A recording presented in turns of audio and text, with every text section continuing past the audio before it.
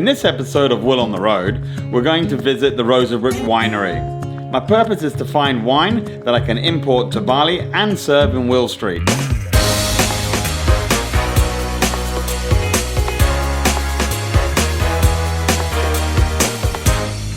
So Severance, tell me about the property because it looks absolutely amazing. Yeah, this is a lovely little property. It's called Rosabrook Vineyards. Belongs to the Calneggia Family Vineyard. They bought the property about 10 years ago, but it's actually been here for about 35 years.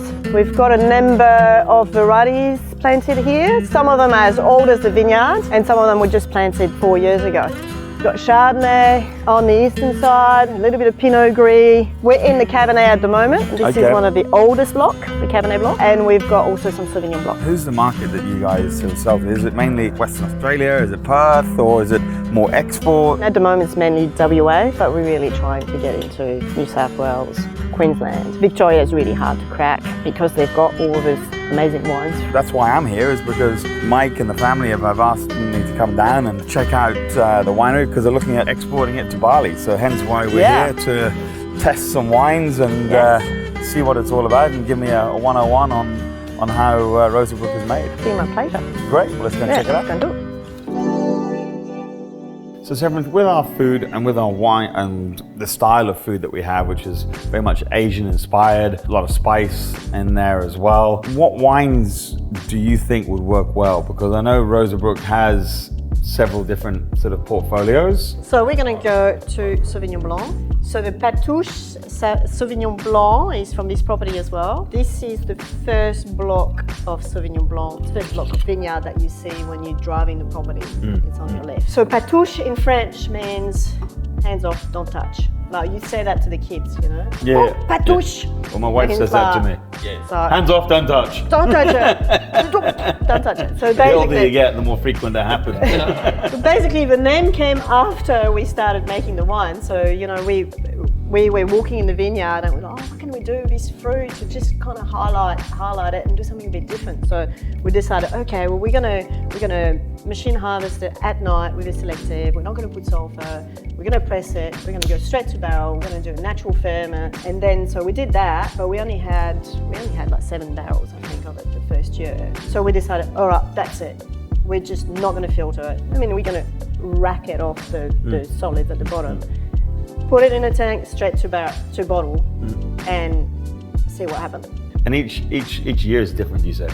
Each year is different because, I mean, each year is different anyway. Like in terms of winemaking, it's always different. But because we're not intervening, if you want, to try to stir it in a direction, then every year is different. Because the fruit is that, and then we'll have a natural yeast doing whatever they're doing, and then the maturation will do whatever it's doing as well, and we're just basically nurturing it along the way and keeping an eye on it and then making sure nothing goes wrong. So the 21 is slightly different to the 20, the 22 is different, the 23 is quite different again, so it's a true like kind of, we call it terroir wine because there is no other influence, if you want. And what's interesting with it is that it's Sauvignon Blanc, right? Yes.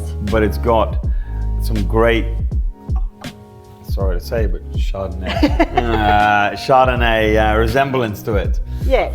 So obviously it's got kind of different flavours to Chardonnay in terms of the actual fruit flavours because it's got quite that weird mango character that you know. I think it's right. Mango is better than buttery. Yes. Yeah, because it's still citrusy. It's kind of a tropical, quite sweet, but not oily. But it's got texture like a Chardonnay because of the way it's been made.